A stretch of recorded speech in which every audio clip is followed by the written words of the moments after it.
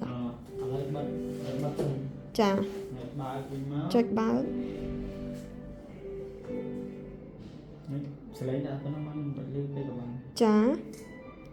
ហើយយើងចុច user នេះចាំ user អូខេ user ណាហើយ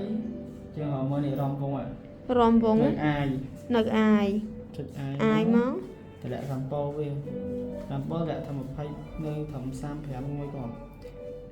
30ឲ្យបាន ចា ហើយចុចមកចាក់សាបិទហើយចាក់សាវាហើយចុច2 ច្រើនដែរតោះសូមលោកគ្រូសាកលេងមើល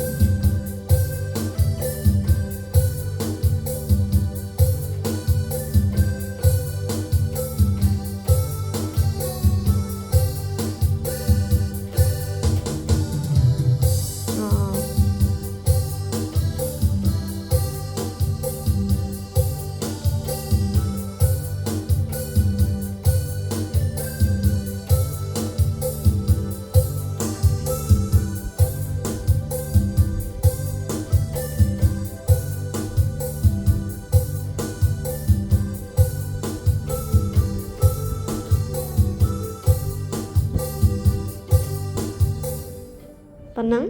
អរគុណ